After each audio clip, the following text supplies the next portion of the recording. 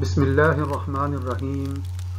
سیرت النبی صلی اللہ علیہ وآلہ وسلم پر لکھی گئی نہایت منفرد کتاب النبی الخاتم صلی اللہ علیہ وآلہ وسلم، مصنف مولانا سید مناظر احسن گیلانی، آواز سید محمد اسماعیل۔ ملاحظہ فرمائیں، حصہ سوم۔ بسم اللہ الرحمن الرحیم۔ ذات مبارک صلی اللہ علیہ وآلہ وسلم کے ساتھ ایذا رسانیوں کا آغاز۔ بہرحال یہ تو ان کی جانچ تھی جو گرمائے گئے تھے، لیکن ان تمام گرمیوں کا جو حقیقی منبع اور ان کا گرمانے والا تھا، اب تک اس کے صرف ایجابی امتحانات تک بات پہنچی تھی۔ اس کو تو انہوں نے اس وقت تک مہلت دے کر جانچا تھا جس طرح اس کے ساتھیوں کی جان لے کر، ان کی عزت و آبرو لے کر، ان کی جسمانی راحت و آرام کو لے کر، ان کے جینے کے حق کو چھین کر انہوں نے آزمایا تھا۔ صدق و امانت کے اس حقیقی سرچشمہ کے ساتھ آزمانے کی اس راہ کو اختیار کرنے سے کچھ جھجک رہے تھے، جس کا امتحان تھا، اگرچہ خود اس کو دیدہ اور مرئی قوتوں سے انکار تھا، لیکن ان آزمانے والوں کی نگاہوں، تنگ نگاہوں میں تو بھروسہ صرف وہی تھا جو سامنے ہو۔ بہرحال اس بھروسہ کی تعداد ہی کتنی سی تھی، لیکن جتنی بھی تھی، جب اس میں سے 80-85 آدمی نکل گئے تو ظاہر ہے کہ آزمانے والوں کے لیے راستہ بہت کچھ صاف ہو چکا تھا۔ یہ سچ ہے کہ جمہوریہ قریش کے بین الفرقی یا بین القبائلی قوانین کی روح سے بھی اس پر ہاتھ دراز کرنا آسان نہ تھا، جو ان غلاموں، پردیسیوں، بے قصوں کی طرح لاوارث نہ تھا، جن کے ساتھ ان ظالموں نے جور و ستم کی چاند ماری ٹھنڈے سانسوں کے ساتھ کھیلی تھی۔ وہ بنی ہاشم سے بھی دبتے تھے اور ان کے حلیفوں سے بھی شرماتے تھے، جن کے ساتھ ان کے نشانہ کا خاندانی تعلق تھا۔ تاہم زیادہ دن تک وہ صبر نہ کر سکے۔ ابو طالب کو توڑنے کی کوشش اور اب سلبی آزمائشوں کا سلسلہ بھی شروع ہو گیا۔ قریش کے گھاگوں کی مجلس نے طے کیا کہ اس کے لیے زیادہ لمبی چوڑی کوششوں کی حاجت نہیں، بلکہ ان کی ظاہری آنکھوں کے سامنے اس کی جو سب سے بڑی چٹان تھی، جس پر اگرچہ وہ خود ٹیک لگائے ہوئے نہیں تھا، لیکن وہ یہی باور کرتے تھے کہ اس کی سب سے بڑی ٹیک اس کا چچا ابو طالب ہے، طے کیا گیا کہ بس اسی چٹان کو جس طرح بن پڑے کسی طرح اس کے قدموں کے نیچے سے سرکا لو۔ یقین تھا کہ اسی کے ساتھ وہ اس کا دعویٰ دونوں سر بسجود ہو جائیں گے۔ جو کچھ ممکن تھا اس مقصد کے حصول کے لیے انہوں نے کیا۔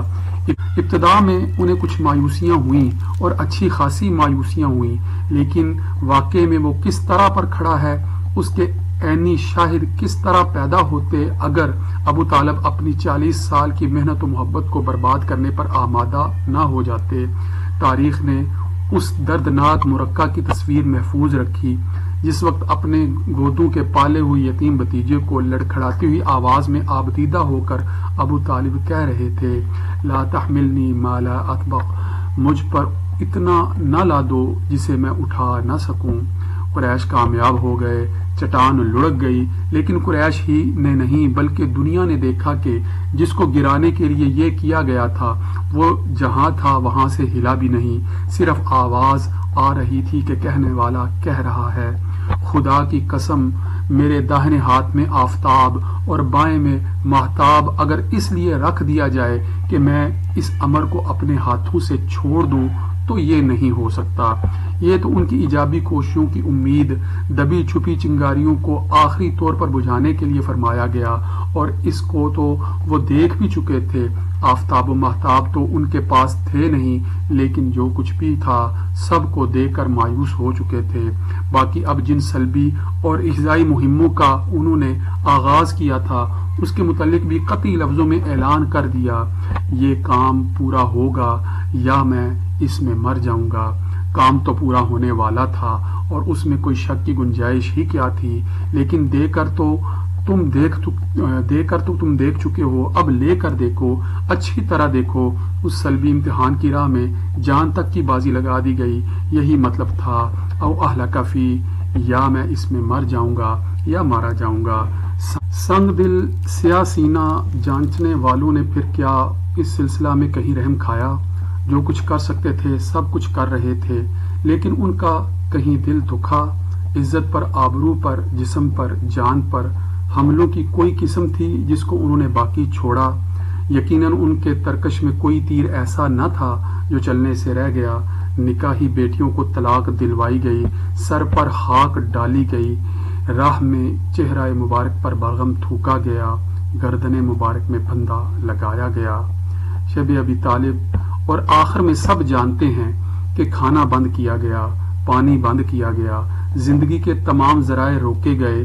1 ماہ نہیں، پورے 3 سال تک ابی طالب کی گھاٹی میں اسی طرح رہنے پر مجبور کیا گیا۔ خود ان کو مجبور کیا گیا اور ان کے ساتھ بوڑھے ابو طالب اور معصوم بچے، ناتواں عورتیں جو بنی ہاشم اور چند دوسرے خاندانوں کی تھیں، اسی حال میں ڈالے گئے۔ وہی فطرت رحیمہ و رؤوفہ جو انسان تو انسان کسی جانور کے دکھ کو بھی دیکھ کر تڑپ جاتی تھی، اس کے لیے آزمائش کی کیسی گھڑی تھی کہ ننھے بچے اس لیے بلبلاتے تھے کہ ان کی ماؤں کی چھاتی میں دودھ نہیں ہے۔ 8 دن 10 دن ان کے منہ میں اڑ کر کوئی کھیل بھی نہیں پہنچی ہے۔ کیا سخت وقت ہے کہ پیشاب سے شرابور خشک چمڑے کو دھو کر بھون کر ان کو کھانا پڑا، جن کے دانتوں نے شاید سوکھا گوشت بھی نہیں چبایا تھا، جو پتے شاید بکریاں بھی شوق سے نہ کھاتیں، ان پر ہفتوں بسر کرنا پڑا۔ مصیبت کی ان چیخوں، تکلیف کی ان پکاروں میں اس احساس فطرت طیبہ کے لیے کیسی عظیم بے چینی تھی، اس کا اندازہ وہی کر سکتے ہیں جن کے دل میں درد ہو اور جو درد والوں کے لیے اپنے اندر کوئی ٹیس رکھتے ہوں۔ لیکن یہاں تو باطن کو ظاہر کر کے دکھانا تھا، چھوڑ دیا گیا تاکہ کریدنے والے جہاں تک ممکن ہو کریدیں۔ وہ مسل رہے تھے، رگڑ رہے تھے، انگلیاں ڈال کر ٹٹول رہے تھے کہ جو کچھ ظاہر کیا جا رہا ہے کیا اندر میں کچھ بھی کہیں بھی اس کے سوا کچھ ہے؟ تجربے کرنے والوں کے لیے تجربے کے سارے ساز و سامان، تمام آلات اور اوزار ایک ایک کر کے مہیا کر دیے گئے تھے کہ آئندہ انہی کو گواہی دینی تھی، انہی کو دنیا کے آگے فرض شہادت ادا کرنا تھا۔ شب ابی طالب کے مصائب کی قیمت، واقعہ معراج۔ ابو طالب کے شب کا مرحلہ بھی ختم ہو گیا۔ یہاں دنیا کی ہر چیز سے جدا کیے گئے تھے اور جدائی کی رفتار کو گھاٹی کے ستم زدوں کے شور و فغاں نے اور تیز کر دیا تھا، جو فطرتاً دنیا اور دنیا والوں سے کچھ جدا سا تھا۔ جب قصداً بھی اس کو جدا کیا گیا اور ایسے سخت دباؤ ڈال کر جدا کیا گیا جس سے زیادہ دباؤ اس رقیق قلب کے لیے ممکن نہ تھا، سمجھا جا سکتا ہے کہ کائنات سے جدائی کی اس رفتار نے آخر کسی دوسری جانب ارتقاء کی کتنی منزلیں طے کی ہوں گی۔ جس چیز کو ایک طرف سے دباؤ گے تو دوسری طرف سے اس کا ابھرنا ناگزیر ہے۔ ستر اور خاموشی سے کام لیا جاتا تو وہ عقل قیاس کرتی کہ اس دباؤ نے کسی دوسری سمت کتنا ابھار پیدا کیا ہوگا۔ لوگ سوچتے نہیں، ورنہ جب شب ابی طالب سے نکلنے کے ساتھ ہی کہنے والے نے ہرا کے واقعہ سے بھی زیادہ قدرت کی نادر نمائی کا اظہار کیا تو جن پر ابھی اس شب کی روشنی نہیں کھلی تھی جس میں ان پڑھ کو کتاب دی گئی، وہی کہنے لگے کہ ایک رات میں اتنا عروج، ایسا عروج کس طرح میسر آیا۔ واقعہ معراج کے متعلق چند ارشادات۔ ان بھولے بھالوں سے کوئی کیا کہہ سکتا ہے؟ آخر جو نیچے سے دبایا گیا اور مسلسل اتنی بے دردیوں سے دبایا گیا اور وہ دبتا ہی چلا گیا، کس قدر عجیب بات ہے کہ اسی کے متعلق پوچھتے ہیں کہ اوپر کی طرف کس طرح چڑھا اور کیوں چڑھتا گیا، جن کو یہی نہیں معلوم ہے کہ عالم کیا ہے، انسان کیا ہے اور دونوں کا بنانے والا کیا ہے۔ عالم انسان میں ہے یا انسان عالم میں ہے۔ جن پر یہی معمہ نہیں کھلا ہے تو پھر وہ اس گرہ کو کیا کھول سکتے ہیں جس میں انسان اپنے خالق کے ساتھ بندھا ہوا ہے۔ خالق عرش پر بھی ہے اور جس کو خلیفہ اور آدمی کہتے ہیں وہی جس میں خالق کی روح پھونکی گئی ہے، اس کی گردن کی ورید کے پاس بھی عرش ہی والا خالق ہے۔ جب تک ان متناقضات کے تناقض کو تم سلجھا نہیں سکتے اس قسم کے یولیدہ حقائق کی گتھیوں میں کیوں الجھتے ہو جو نہ روح کو جانتے ہیں اور نہ جسم کو؟ وہی باہم ایک دوسرے سے سرگوشیاں کرتے ہیں کہ کیا یہ واقعہ روح کے ساتھ پیش آیا یا جسم کے ساتھ پیش آیا تو کیا روح کے ساتھ پیش آیا تو کیا؟ جن کی سمجھ میں دونوں پہلوؤں میں سے ایک پہلو بھی نہیں آتا، وہ ان دو شکوں سے ایک کا تعین آخر کس بنیاد پر کرتے ہیں؟ ہستی کا جو تناور درخت تمہارے سامنے کھڑا ہے اور جس کے مختلف حصوں کے نام خاک و آب و آتش و باد و سفلیات و علویات، ارض و سماوات، مرئیات وغیرہ مریات ہیں، وہی جس سے تمہارے سامنے فرات، نیل یا گنگا و جمنا کی موجیں بھی ابلتی ہیں، اور پھر اسی سے ان عالموں میں جہاں تمہاری اور تمہاری بینائی کی رسائی نہیں، تسنیم و کوثر کی نہریں بھی پھوٹی ہیں۔ تم کو کیا معلوم کہ اس درخت کی جڑ کہاں ہے اور اس کی پھنگ وجود کی کس شکل پر ختم ہوئی ہے؟ نہ دیکھنے والے کیوں منہ تکتے ہیں جب دیکھنے والے نے کہا کہ وہ سدرۃ المنتہا ہی ہے، مٹی ہی گیہوں ہے اور گیہوں ہی روٹی ہے، روٹی ہی خون ہے اور خون ہی گوشت ہے اور گوشت ہی کہیں آنکھ ہے، کہیں جگر ہے، کہیں ہڈی اور کہیں ناخن ہے۔ ایک ہی وجود تمہیں مختلف پیرایوں میں کیا کیا نظر آیا؟ پھر اگر کسی نے شجر وجود ہی کے اندر نیل و فرات کو بھی اور تسنیم و سلسبیل کو بھی نکلتے دیکھا تو غلط کیوں دیکھا؟ جب دودھ پلایا گیا تو اصحبت الفطرہ کی آواز آئی۔ ایک صفت اگر دوسرے عالم میں دودھ کے رنگ میں دیکھی گئی تو پھر جھوٹ کی شکل دوسری دنیا میں اگر پتھر بن جائے، حسد کی شکل بچھو کی ہو، ہرس چوہے کی شکل میں دوڑتا دکھائی دے تو اس پر کیا حیرت ہے؟ یقیناً انسان میں دونوں خواہشیں ہیں، حیوانی بھی اور ملاکوتی بھی۔ پھر حیوانی خواہشوں پر قابو پانے والوں کو اپنی یہ خواہش کسی حیوان ہی کے بھیس سے نظر آئے تو اس میں کیا حیرت ہے؟ وہ سفید ہو، براق ہو، برق رفتار ہو، اتنا برق رفتار ہو کہ جہاں اس کی نظر پہنچتی ہو وہیں اپنے قدم رکھتا ہو، وہ گھوڑوں جیسا بے ڈول لمبا نہ ہو، گدھوں جیسا ذلیل پست نہ ہو، موزوں قامت ہو، سب کچھ ہو لیکن رہے گا وہ حیوان ہی۔ کیا کیا جائے؟ بڑی نشانیاں یا آیات کبریٰ کا سیاح چھوٹی نشانیوں یا صغری آیات کے اندر رہنے والوں کو کس طرح سمجھائے کہ وہ کہاں کہاں گیا، کب گیا، کس طرح گیا؟ اس بہرے کو جو نور کے عالم کی سیر کر چکا تھا جب آواز کی اس دنیا میں چلنے کے لیے کہا گیا، جو موروں کی جھنکاروں، شیروں کی ڈاکاروں، چڑیوں کے چہچہوں، چکوروں کے کہکہوں سے معمور تھی، تو اس نے پوچھا کہ آواز کی دنیا کتنی دور، کس پر، کتنی دیر میں پہنچا جا سکتا ہے؟ حالانکہ کان کا پردہ اٹھا اور یہ سارے سوالات کافور تھے، جس کے صدر کا شرح ہوا، جس کا سینہ کھولا گیا، جس کے ظاہری حواس کے ساتھ باطنی احساسات بھی جگا دیے گئے، لوگ اس کو سن کر پریشان کیوں ہوتے ہیں؟ حالانکہ جن کے لطائف و اسرار صاف ہیں، ان لطائف کو تو تقریباً ہر شخص صاف کر سکتا ہے۔ ان سے اگر پوچھا جاتا تو اس کی تصدیق کرتے، اور بات یہ ہے کہ جو کچھ دکھایا جانے والا تھا، کیا ہوا اگر کسی خاص شان میں وہ کچھ دن پہلے دکھایا گیا؟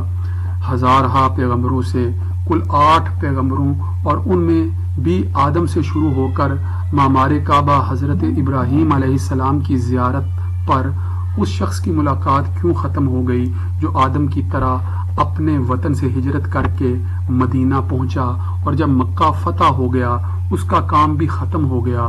جس نے دیکھا اور جنہیں دکھایا گیا، دونوں کی زندگیوں پر غور کرو، نظر آئے گا کہ جو ہونے والا تھا وہ کسی رنگ میں اس وقت ہو رہا تھا، حالانکہ انہی واقعات کے سلسلہ میں جب صرف زندگی نہیں بلکہ امانت کبریٰ کی زندگی اقصیٰ کی مسجد میں دکھائی گئی تو اس وقت 8 ہی نہیں بلکہ دنیا کے سارے پیغمبر اس امام کے پیچھے کھڑے نظر آئے جو نوع انسان کا سب سے بڑا امام ہے۔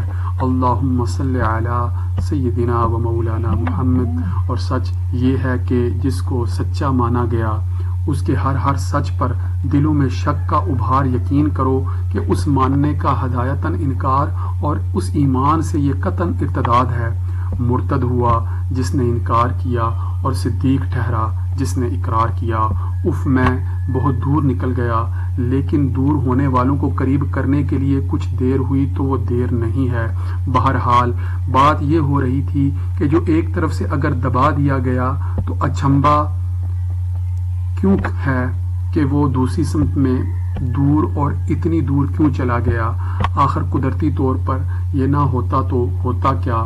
اور اسی کا نتیجہ تو یہ ہوا کہ جن کو بار بار جاننے کے لیے اپنی آنکھیں کھولنے کے لیے کہا جاتا تھا، بظاہر ان کی تکذیب میں تیزی پیدا ہوئی، لیکن بباطن ان کی تفتیش میں اس دعوی نے اور تندی پیدا کر دی، اور اب امتحانی راہوں میں وہ ایسی باتیں سوچنے لگے جن کے بعد پھر کچھ نہیں سوچا جاتا۔ حضرت ابو طالب اور خدیجہ رضی اللہ تعالی عنہا کی وفات۔ وہ ادھر اپنے آخری منصوبے پکا رہے تھے کہ وقتوں کے ساتھ اس بندھی ہوئی دنیا میں ان دو آدمیوں کا وقت ختم ہو گیا۔ جو جانچا جا رہا تھا اس کے لیے واقعہ کے اعتبار سے کچھ نہ ہو، لیکن عام بشری قانون کی روح سے ان کو بہت کچھ سمجھا جاتا ہے۔ شکی شک کرتے تھے کہ ہلنے کے وقت یہی دونوں تھام لیتے ہیں، ٹوٹنے کے وقت یہ دونوں ڈھارس باندھ دیتے ہیں۔ الغرض حضرت ابو طالب بھی چل بسے اور سب سے پہلے ایمان لانے والی خاتون دنیا کی ایمان والیوں کی پیشوا رضی اللہ تعالی عنہا نے اپنا کام پورا کر کے چھوڑ دیا، امتحان کے میدان میں تنہا چھوڑ دیا تاکہ تسلی کے الزام کا یہ شوشہ بھی مٹ جائے، اور وہ کٹ گیا، مٹ گیا، لیکن امتحان دینے والا امتحان کے میدان میں اسی طرح ڈٹا ہوا تھا اور ان تمام حالات کے ساتھ ڈٹا ہوا تھا جو اس پر گزارے جا رہے تھے۔ لیکن کب تک حبشہ والے حبشہ میں تھے، دنیا والے آخرت میں؟ مکہ والوں کے پاس امتحانی مدت کے 10 سال سے زیادہ گزر چکے تھے۔ جانچ کی کون سی شکل تھی جو باقی رہ گئی تھی، جو بجز اس ایک منصوبے کے جو آخری منصوبہ تھا؟ طائف کی زندگی یہ نہیں سنتے شاید دوسرے سنے، یہاں جی نہیں لگتا شاید وہاں لگے، کچھ یہی سوچ کر زیادہ دور نہیں بلکہ امرائے مکہ کے گرمائی اسٹیشن طائف کا خیال آیا۔ زید بن حارثہ رضی اللہ تعالی عنہ آزاد غلام کے سوا ساتھ بھی کوئی نہ تھا۔ حجاز کی سب سے بڑی دولت مند عورت خود بھی جا چکی تھی، اور جو کچھ ان کا تھا انہی کی راہوں میں جن پر وہ صرف ہو رہا تھا صرف ہو چکا تھا، سب کچھ جا چکا تھا۔ اتنا بھی باقی نہ تھا کہ طائف تک کے لیے کوئی سوار ہی کرایہ پر لے لی جائے۔ معمولی 2 چپلوں کے سوا پائے مبارک صلی اللہ علیہ وآلہ وسلم کے لیے راستہ کو آسان کرنے والی کوئی چیز نہ تھی۔ اسی حال میں پہنچتے ہی اونچی دکانوں والوں کے پاس آئے، جس لیے آئے تھے اس کا اظہار کیا گیا۔ پھر تمام تجربوں میں یہ آخری تجربہ تھا کہ جس کسی کے پاس گئے اس نے پلٹایا، جس سے بولے اس نے جھڑکا۔ حالانکہ کم از کم اجنبی لوگوں کا سلوک ابتداً آپ صلی اللہ علیہ وآلہ وسلم کے ساتھ کبھی ایسا نہ تھا، اور نہ وہ آواز پیغمبر کے نعروں کے ہوتے ہوئے ابتدائی فطری بشری ایسا کر سکتی ہے، مگر یہاں بھی دکھایا جا رہا ہے، اور عجب شانوں کے ساتھ دکھایا جا رہا ہے۔ جنہیں کچھ نہیں آتا تھا ان کی زبانوں پر منطق جاری ہوئی۔ جسے سفر کے لیے ایک گدھا بھی میسر نہیں، کیا خدا کو اس کے سوا رسول بنانے کے لیے اور کوئی نہیں ملا تھا؟ ٹوٹے ہوئے دل کے لیے یہ پہلا تیر تھا جو امارت کے نشہ میں چور ایک امیر کی زبان سے نکلا۔ ردائے کعبہ تار ہو جائے اگر خدا نے تمہیں رسول بنا کر بھیجا ہے۔ کعبہ کی عظمت جس کی نگاہ میں ان بتوں کے ساتھ وابستہ تھی جو مختلف قبائل کی خدائی کے نام سے وہاں رکھے گئے، اور اس خیال میں انہی بتوں نے سارے عرب کو کعبہ کے ساتھ باندھ رکھا تھا، اس نے اپنا یہ سیاسی نظریہ پیش کیا۔ تم اگر رسول ہو تو میں اس کا مستحق نہیں ہوں کہ تم سے بولوں، اور اگر نہیں ہو تو میری ذلت ہے کہ کسی جھوٹے سے بولوں۔ یہ ان میں سے تیسرے کی منطق تھی جو سب کے لیے تھا اور سب کے لیے ہے، قیامت تک کے لیے ہے۔ کیسا دردناک نظارہ ہے اسی کو سب واپس کر رہے تھے، تیز و تلخ جملوں کے ساتھ واپس کر رہے تھے۔ بات اسی پر ختم نہیں ہوگی کہ انہوں نے جو پیش ہوا تھا اس کو صرف رد کر دیا، بلکہ آگ میں پھاندنے والوں کی جو کمریں پکڑ پکڑ کر گھسیٹ رہا تھا وہی کمر کے بل گرایا جاتا تھا، پتھر مار مار کر گرایا جاتا تھا، گھٹنے چور ہو گئے، پنڈلیاں گھائل ہو گئیں، کپڑے لال ہو گئے، معصوم خون سے لال ہو گئے۔ نوعمر رفیق نے سڑک سے بے ہوشی کی حالت میں جس طرح بن پڑا اٹھایا، پانی کے کسی گڑھے کے کنارے لایا، جوتیاں اتارنی چاہییں تو خون کے گوندے وہ تلوے کے ساتھ اس طرح چپک گئی تھیں کہ ان کا چھڑانا دشوار تھا۔ اور کیا کیا گزری، کہاں تک اس کی تفصیل کی جائے۔ خلاصہ یہ ہے کہ طائف میں وہ پیش آیا جو کبھی نہیں پیش آیا، لیکن کیا طائف کی بات صرف اسی پر ختم ہو جاتی ہے؟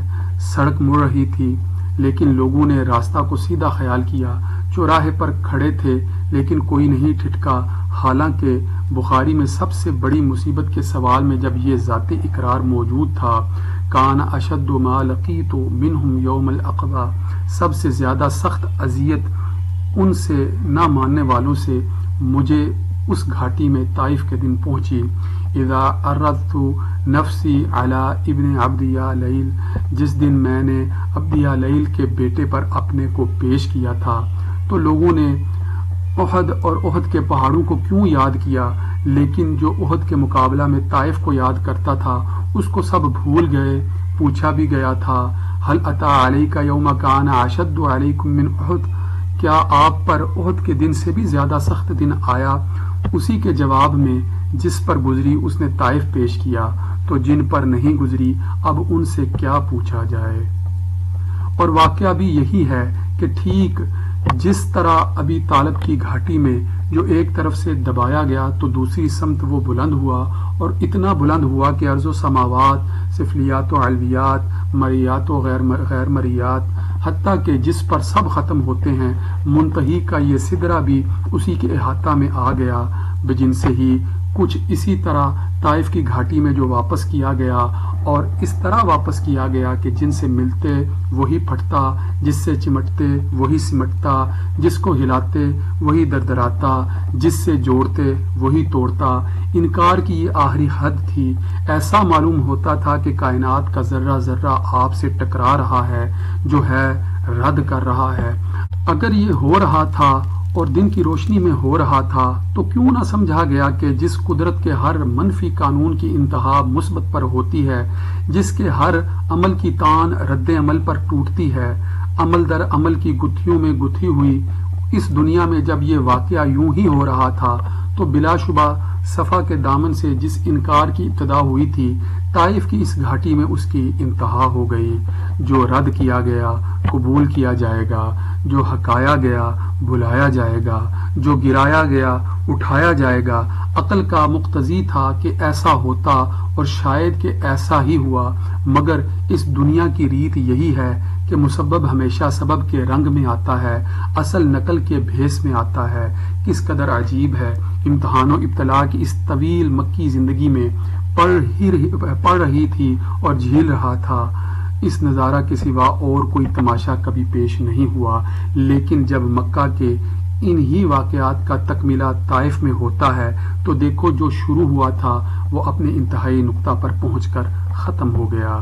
طائف سے واپسی، زید رضی اللہ تعالی عنہ نے تو شہر سے باہر نکال کر خون سے لتھڑے ہوئے جسم کو دھو دھا کر صاف کیا، سامنے کے ایک باغ میں کچھ آرام لینے کے لیے پہنچایا، جہاں زخموں سے خستہ و بے جان، بھوک اور پیاس سے نڈھال پردیسی مسافر کی مہمان نوازی انگور کے چند خوشوں سے کی گئی، جس سے دل ٹھکانے تو کیا ہوتا لیکن صلاحیت پیدا ہو گئی، کیا قدم اٹھا سکیں، لیکن کرن ثعلب کے موڑ تک پہنچے تھے کہ ناتوانی نے بٹھا دیا، سر پکڑ کر بیٹھ گئے، اور وہی جو انکار کے عمل کو آخری حد پر پہنچا کہ اب رد عمل کا آغاز کرنا چاہتا تھا، 10-12 سال کی خاموش زبان میں جنبش پیدا کرتا ہے، جو بند تھی کھل گئی، طوفان امڈ پڑا۔ اس وقت وہاں کون تھا جو سنتا کہ کیا ابل رہا ہے؟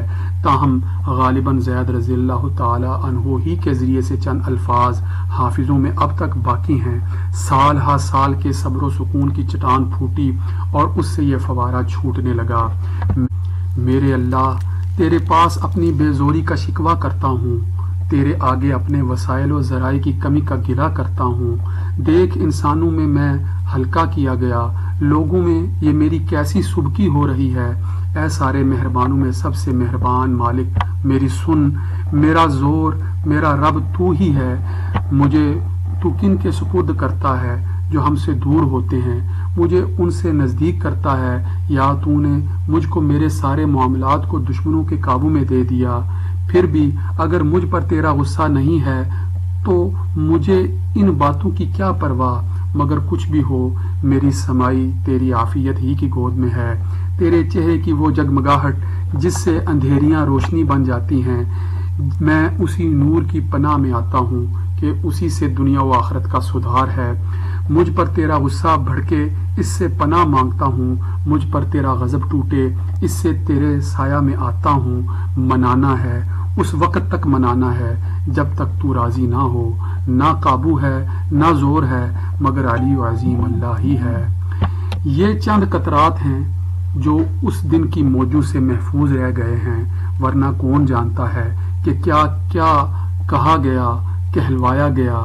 5 وقت بندہ و رب میں جب مکالمہ و مناجات کے دروازے کھولے جاتے ہیں، جس افتتاحی کلام سے اس کا آغاز ہوتا ہے وہ کہا جاتا ہے یا کہلوایا گیا ہے، پس سچ وہی ہے جسے کہتا آ رہا ہوں کہ منفی قانون ختم ہو چکا تھا، طائف کی گھاٹیوں میں ختم ہو چکا تھا اور قطعاً ختم ہو چکا تھا کہ اس کا جو مقصد تھا وہ پورا ہو چکا، اندر باہر آ گیا، پوری طاقت سے آیا، ہر شکل میں آیا، ہر صورت میں آیا، ذکر بھی دیکھا گیا اور پورے طور پر دیکھا گیا، لے کر بھی جانچا گیا اور جی بھر کے جانچا گیا۔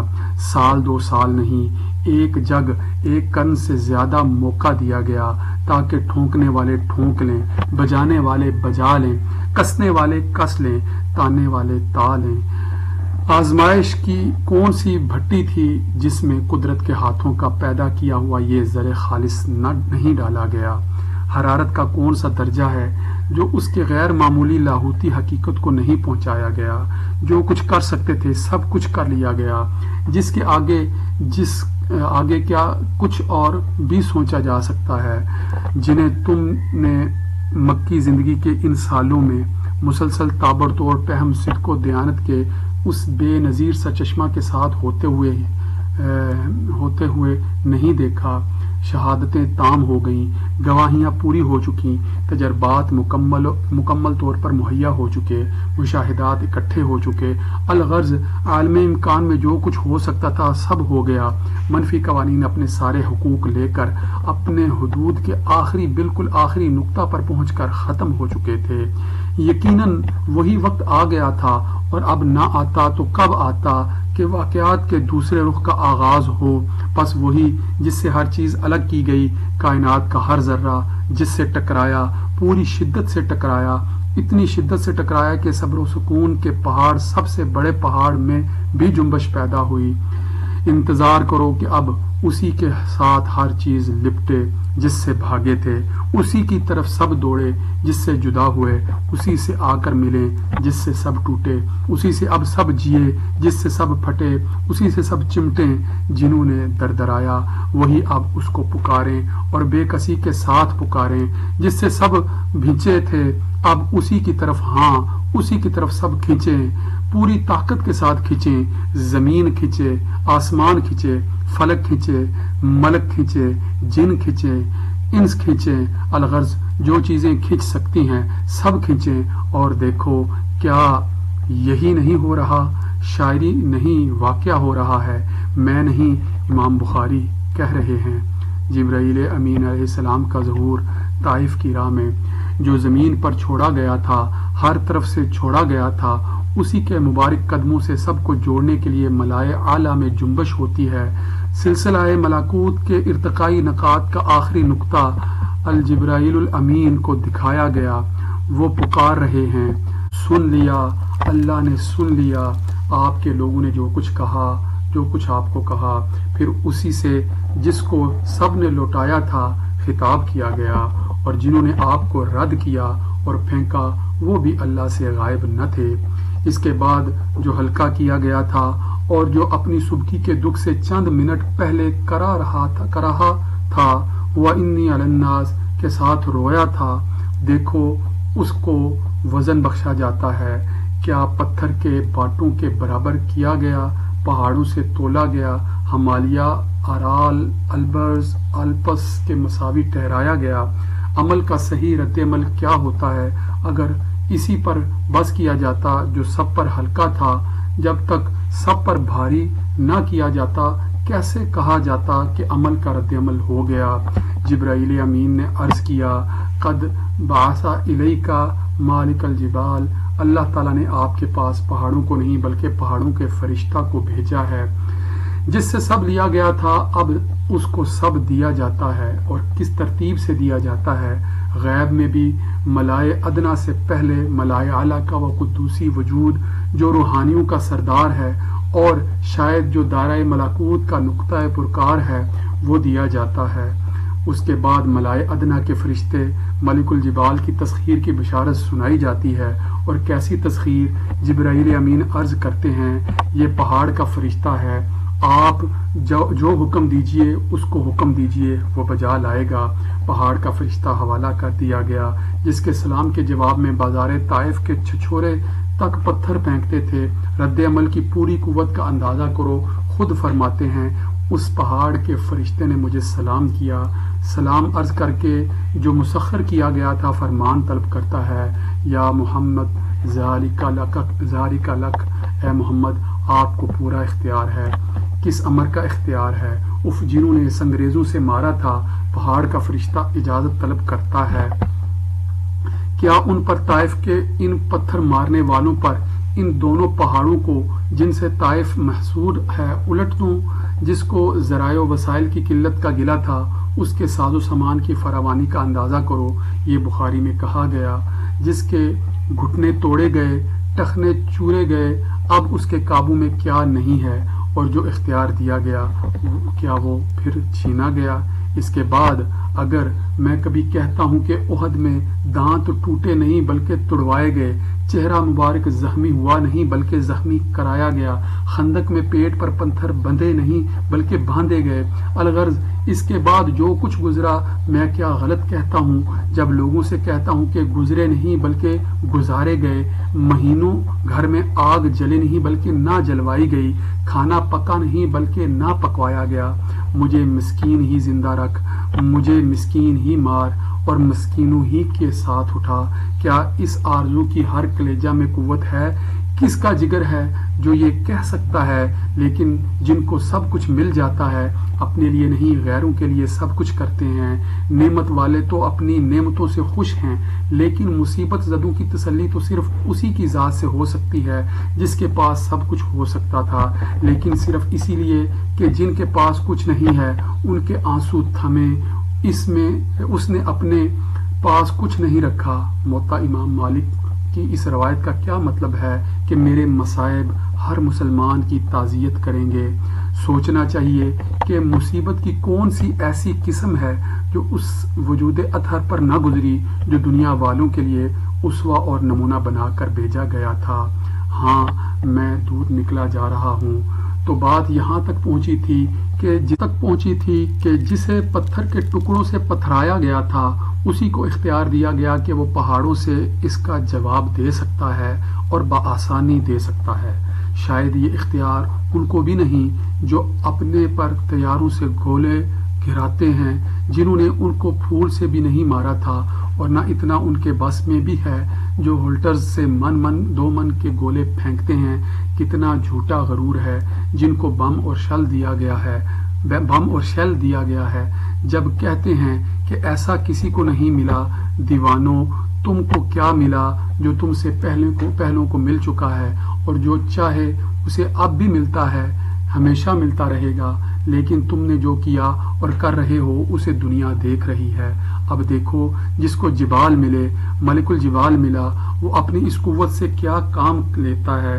جنہوں نے اس کو ہلکا کیا تھا کیا ان پر ان کی زندگی کو وہ بھاری کرے گا؟ چاہتا تو یہ کر سکتا تھا، اور اس کو حق تھا کہ جنہوں نے اس پر پتھراؤ کیا تھا ان کو سنسار کرے۔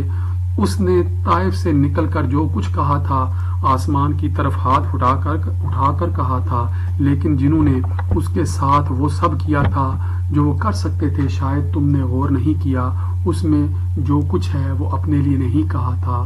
پھر غور کرو ان کے متعلق اس نے کچھ بھی کہا جس قدر وہ نزدیک تھا اتنی نزدیکی جنہیں حاصل نہ تھی۔ جب ان کی آرزو نے نوح کا طوفان برپا کیا تو ان میں جو سب سے اونچا تھا، سمجھ سکتے ہو کہ وہ کیا کچھ نہ برپا کر سکتا تھا، اور اب کس بات کی کمی تھی جو چاہے اب وہ کر سکتا تھا۔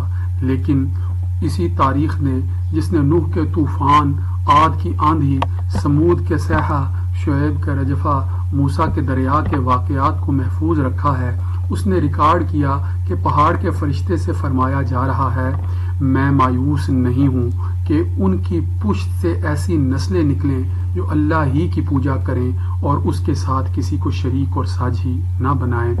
پہاڑ پانی ہو گیا، اس آواز نے آگ کو باغ بنا دیا، جو مر رہے تھے جی گئے، جو ختم ہو گئے تھے پھر شروع ہو گئے، اور رد عمل کے سلسلہ میں جو پیش آنے والا تھا اس کا پہلا نقش یہ تھا صلی اللہ علیہ وآلہ وسلم۔ خیر یہ تو ایک ضمنی بات تھی، اور جو عالمین کے لیے پیار لے کر آیا تھا اس کی زندگی میں اس واقعہ کی کوئی ندرت نہیں ہے۔ میں تو یہ کہہ رہا تھا کہ جس سے لیا گیا تھا، جب رد عمل میں اس کو دیا جانے لگا تو کس عجیب ترتیب سے دیا گیا۔ شہادت و محسوس سے پہلے غیب عطا ہوا، غیب میں پہلے ملائے اعلیٰ پر قابو دیا گیا، ملائے اعلیٰ کے بعد ملائے ادنا پر قبضہ کرایا گیا، اس کے بعد کیا ہونا چاہیے؟ عقل کے لیے یہ باور کرنا آسان ہے کہ غیب اور نامحسوس سے تڑپ کر یکا یک یہ ترتیب محسوس اور عالم شہادت میں آ جائے۔ اگر ایسا ہوگا تو ابھی غیب کی اور بہت سی غیر مری ہستیاں، ایسی ہستیاں جنہیں گو سب نے نہیں دیکھتے لیکن سب میں ان کے دیکھنے والے موجود ہیں، کیا وہ اس کے قابو سے باہر رہ جائیں گی جس کو سب پر قبضہ عطا کیا گیا ہے؟ ما لکم کیف تحکمون۔ جنوں سے ملاقات اور بیعت نہ کہا جاتا تو سوچا جاتا، سمجھا جاتا، مانا جاتا، لیکن جب کہا گیا اور صحیح روایتوں میں یقین کے ساتھ کہا گیا کہ تسخیر کا یہ سلسلہ اسی ترتیب کے ساتھ غیب سے شہادت کی طرف بڑھا اور شہادت تک تسخیری آثار اس عالم کی چیزوں سے گزر کر پہنچے جن کو ان دونوں دنیاؤں کے درمیان برزخی واسطہ کی حیثیت حاصل ہے، تو کیا عقل بھی اسی ترتیب کو نہیں ڈھونڈتی ہے؟ لیکن لوگوں نے بے پرواہی کے ساتھ کیوں سنا جب ان کو یہی سنایا گیا؟ صحیح حدیثوں میں ہے کہ ملک الجبال کے واقعہ کے بعد ہی نخلا کے نخلستان میں اس برزخی تسخیر کا ظہور ہوا، اور ٹھیک ایسے وقت میں ظہور ہوا جو رات کی تاریکی کو دن کی روشنی سے ملانے میں واسطہ اور برزخ کا کام دیتا ہے۔ صحیح بخاری میں ہے کہ صبح کا وقت تھا، کھجوروں کے جھنڈ میں فجر کی نماز کا قرآن گونج رہا تھا، عین اس وقت صرفنا الیک نفرا من الجن یستمعون القرآن، ہم نے تیری طرف جنوں کی ایک ٹولی پھیری تاکہ وہ قرآن سنے، وہ چیخنے لگے، انا سمعنا قرآنا عجبا یہدی الی الرشد، ہم نے پڑھنے کی ایک چیز سنی جو سوجھ کی راہ بتاتی ہے۔ اور ٹھیک جس طرح کچھ نہیں ہوتا لیکن شمع کے روشن ہونے کے ساتھ ہی بھانت بھانت کے کتنے کچھ پروانے جو نامحسوس تھے محسوس ہونے لگتے ہیں، یہ بھی قرآن کی روشنی پر گرے اور پروانوں ہی کی طرح قربان ہو گئے۔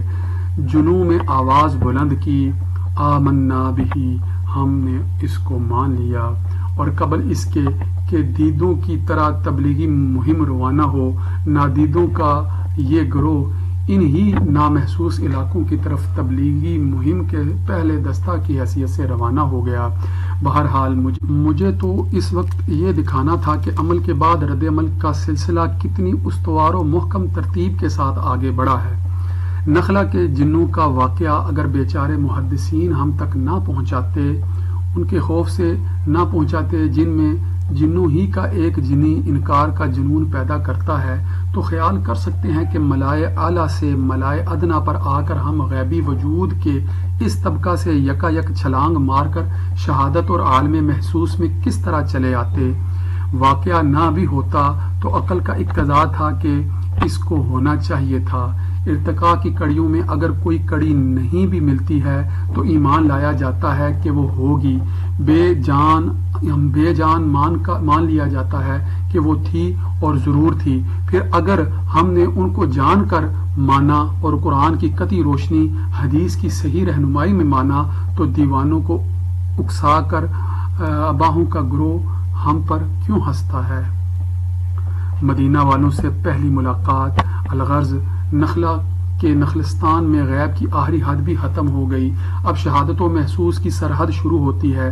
مکہ معظمہ سے یہ گاؤں ایک رات کے فاصلے پر واقع ہے۔ صبح ہو چکی تھی، دن نکلے مکہ کی طرف روانہ ہوئے۔ جس وقت مکہ کے قریب منا کے میدانوں میں پہنچتے ہیں قدرت اپنی عجیب کار فرمائیوں کے ساتھ ظاہر ہوتی ہے۔ یہی منا تھا، یہی حج کے مراسم تھے۔ کتنے موسم آئے اور کتنے گئے۔ جب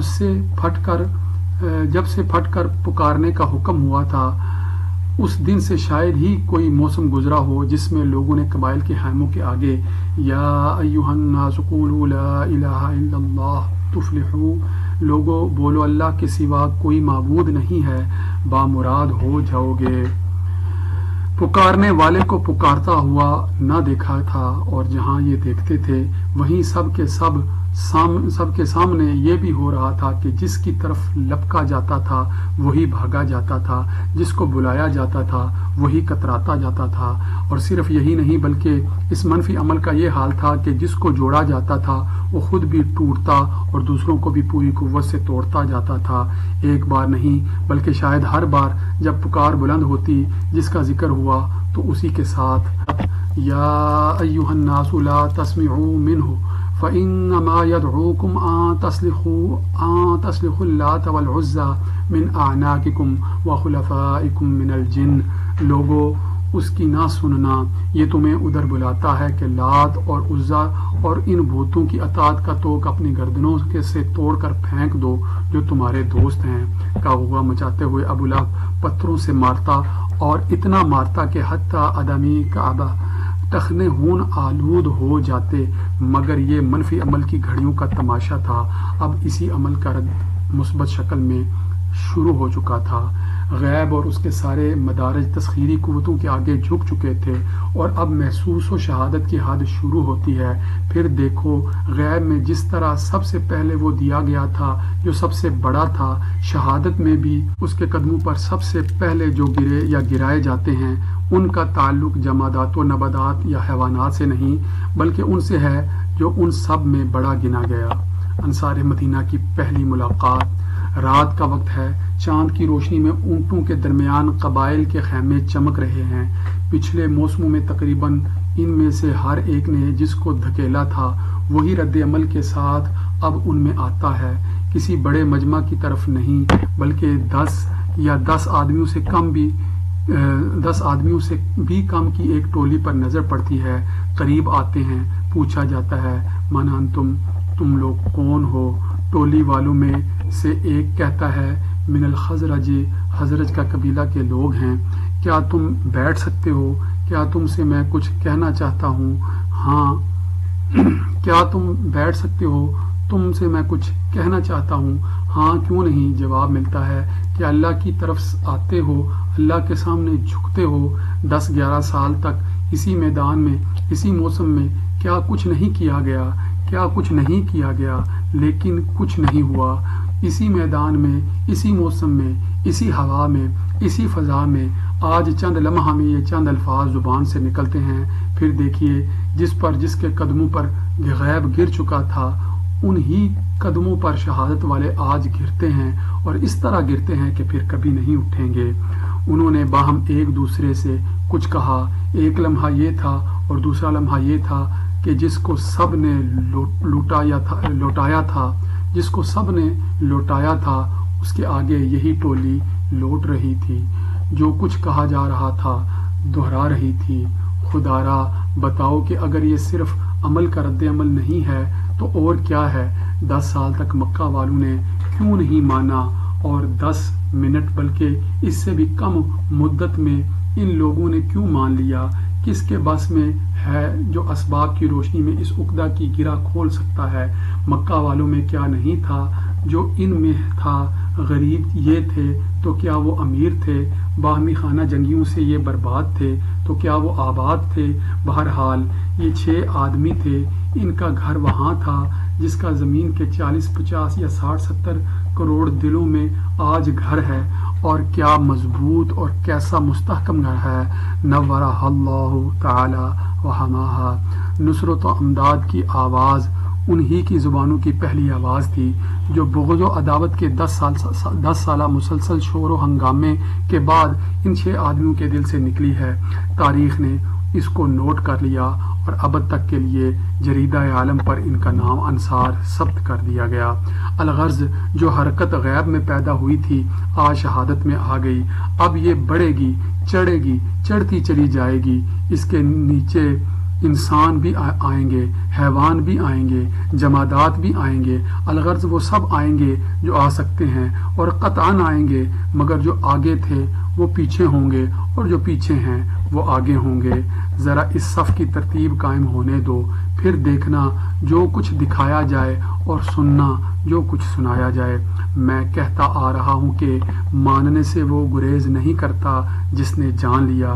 جس ہوا میں خوشبو بس چکی ہے اس کے سونگھنے کے بعد کوئی اس خوشبو کے ماننے سے انکار کر سکتا ہے؟ یہ الگ بات ہے کہ کسی میں سونگھنے کی قوت ہی نہ ہو، لیکن جس کا شامہ معروف نہیں ہے وہ کیسے کہہ سکتا ہے کہ اس ہوا میں خوشبو نہیں ہے یا وہ بدبو ہے؟ پھر جس میں سچائی کے اس احساس کا خاصہ موجود ہے، جب سچ کو اس کا یہ حاصہ نگل چکا، اب اس کے بعد اسی سچ کے اگلنے کی کیا صورت ہے؟ جو اپنے اندر پھوک کو پا چکا، کیا ممکن ہے کہ اس کے پانے کو وہ جھٹلائے؟ زبان سے ممکن ہے لیکن دل سے کیسے جھٹلا سکتا ہے؟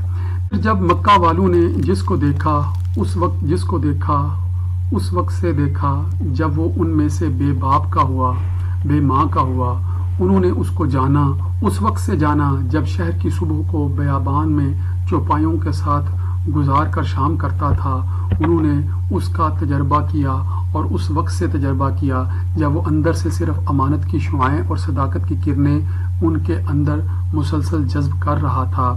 اس عجیب نظارہ کے وہی گواہ تھے جب انہی کے آگے مکہ کا سب سے بڑا غریب حجاز کا سب سے بڑا امیر کر دیا گیا، لیکن انہی کے سامنے اس امیر نے صلہ رحمی، حمل کل، کسب معدوم، کرائے ضعیف، اعانت علی نوائب الحق کے بہتے ہوئے دھاروں میں سب کچھ بہا کر اپنے کو غریب کر لیا تھا، اور ایسا غریب کر لیا تھا کہ اس کے پاس سفر کے لیے گدھیا بھی نہیں، کے ساتھ اس کے ہم عصر امیروں نے ٹھٹھا کیا، حالانکہ چاہتا تو اس گنج سے گنج اسی طرح گھسیٹ سکتا تھا کہ جس طرح اس کے شہر والے بلکہ گھر والے اپنی امارات سے غریبوں کی غربت میں اضافہ کر رہے تھے، یا دولت کے اس آئینہ میں بدمستیوں کا تماشا کر رہے تھے۔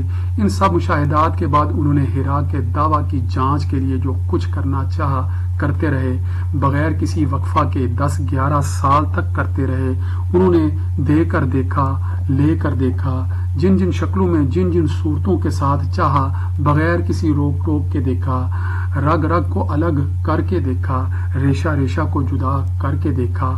اس نے اپنے اندر کو باہر نکال کر سب کے سامنے رکھ دیا تھا۔ وہ اس کو ٹٹولتے رہے، ڈلتے رہے، مسلتے رہے، گھستے رہے، رگڑتے رہے، مگر تجربات کے اس عریض و طویل سلسلہ کے بعد بھی ان کو ان میں ہر ایک کو اس کے باطن میں کیا ہمیشہ وہی نہیں ملا جو وہ ظاہر کرتا تھا۔ بلا شبہ اس کو دیا گیا تب بھی وہ سچ تھا، اور اسے جب لیا گیا تب بھی وہ سچ ہی تھا۔ یقیناً اس سے زیادہ جانچا نہیں جا سکتا جتنا انہوں نے جانچا، اس سے زیادہ جانا نہیں جا سکتا جتنا انہوں نے جانا۔ پھر سمجھ میں نہیں آتا کہ جنہوں نے بات کو مانا اس وقت انہوں نے کیوں نہیں مانا۔ آدمی کے دل کی سرشت، انسانی قلب کی فطرت یہی ہے اور ہمیشہ رہے گی، لیکن اسی کے ساتھ شاید اس پر غور نہیں کیا گیا۔ جو جانتا ہے وہی مانتا ہے۔ پھر جس نے نہ جانا، اگر اس نے نہ مانا تو اس نے کس کا انکار کیا؟ بلا شبہ ان کے دلوں نے جانا تھا، پھر اگر ان کی زبانوں نے نہ مانا تو یہ کیسے سمجھ لیا گیا کہ دلوں نے بھی نہ مانا تھا؟ کیا زبان دل ہے یا دل زبان ہے؟ کاش ایسا ہوتا، لیکن دنیا میں پھر جھوٹ کا گھونسلہ کہاں بنے گا؟ ظلم کے نشہ میں جب مخمور ہو، علو کے مواد فاسد ہے جب معمور ہو، ماننے والے دل کا جب یہ حال ہوتا ہے تو میرا نہیں دلوں کے بنانے والے کا بیان ہے کہ اس وقت دل مانتا ہے اور زبان انکار کرتی ہے۔ ان کے دلوں نے اس کو مانا تھا، مکہ والوں نے جانا تھا، ان کے دلوں نے اس کو قطعاً مانا تھا، مگر جو بڑا ہے اور بڑا ہی رہے گا اور جو چھوٹا ہے اس کے سامنے بڑا اپنی بڑائی سے دستبردار نہیں ہو سکتا۔ علو اور سربلندی کے اس نشہ پر ابھی کوئی ترشی نچوڑی نہیں گئی تھی، اگرچہ قریب ہے کہ نچوڑی جائے۔ پھر اگر بدمستی کے اس عالم میں ان کی زبانیں لڑکھڑا کر ان کے دلوں سے ٹکراتی تھیں تو پندار کے متوالوں کو کب اس بدحالی میں نہیں پایا گیا ہے؟ تنازعنا نحن وبنو عبد مناف، اطعموا فاطعمنا، حملوا تحملنا، اعطوا فاعطینا، حتی اذا تحاوینا علی الرکب وکنا کفرس دہان منا نبی یأتیہ الوحی من السماء فمتى ندرک مثل هذا واللہ لا نؤمن به ابدا ولا نصدقه۔ ہم میں اور عبد مناف کے لڑکوں میں مقابلہ ہوا، انہوں نے کھلایا تو ہم نے بھی کھلایا، انہوں نے سوار کرایا تو ہم نے بھی سوار کرایا، انہوں نے دیا تو ہم نے بھی دیا۔ پھر جب ہم نے ان کے کندھے سے کندھا ملا لیا اور گھڑ دوڑ کے میدان کے دو برابر گھوڑوں کے مانند ہو گئے تو اب عبد مناف والے کہتے ہیں کہ ہم میں ایک نبی ہے جس پر آسمان سے وحی آتی ہے، بھلا ہم ایسا کہاں سے پائیں؟ قسم خدا کی ہم اس کو نہیں مان سکتے، ہم اس کی تصدیق نہیں کر سکتے۔ دیکھو ابو جہل کا مشہور تاریخی اقرار، کیا اس کا اقرار نہیں ہے کہ اپنے جہل اور ہٹ درمی کی طے میں بڑائی اور علو کے خمار کے سوا وہ خود بھی کچھ نہیں پاتا تھا؟ اور جہاں بازو میں یہ تھا، کچھ ایسے بھی تھے جن میں جاننے کے بعد اوہام و وساوس کے بپھارے اٹھ کر ان کو ماننے سے روک لیتے تھے۔